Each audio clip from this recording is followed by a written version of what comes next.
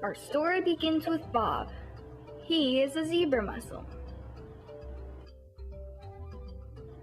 This is where Bob's ancestors lived, in the lakes of southern Russia. His family came in a boat and ballast water over the ocean to the Great Lakes in the United States via the St. Lawrence Seaway around 1988. Bob is happy in the United States. He has no predators.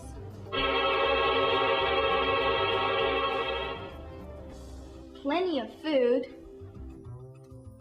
and he is now the top filter feeder in the area.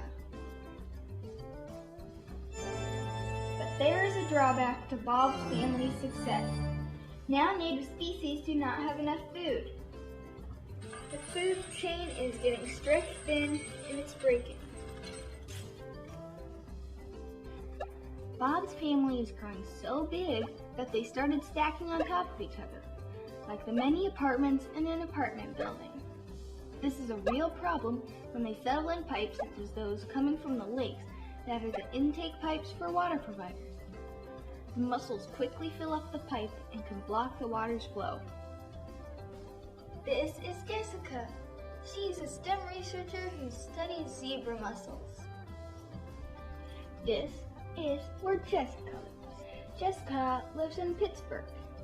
It didn't take very long for Bob's family to thrive in the Great Lakes and then start to move to lakes and rivers in and around Pittsburgh.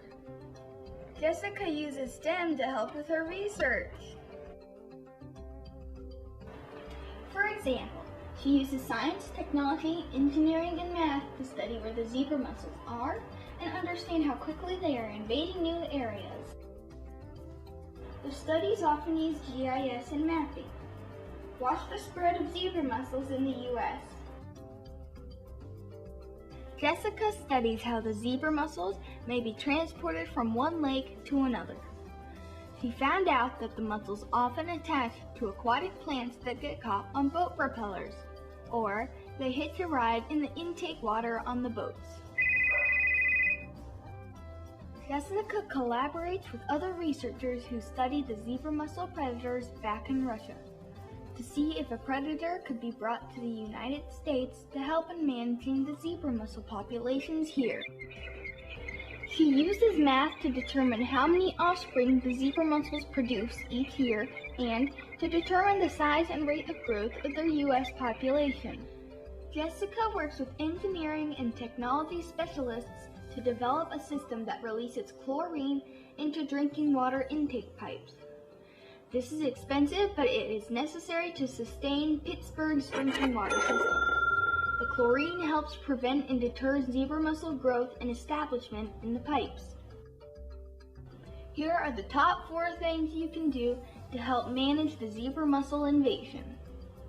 Number 1, you can learn to identify zebra mussels.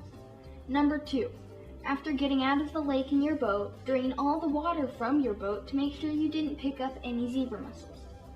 Number 3, wash off your boat when going from one lake to another. And finally, number 4, so you can support STEM research. Jessica has an inspiring STEM career.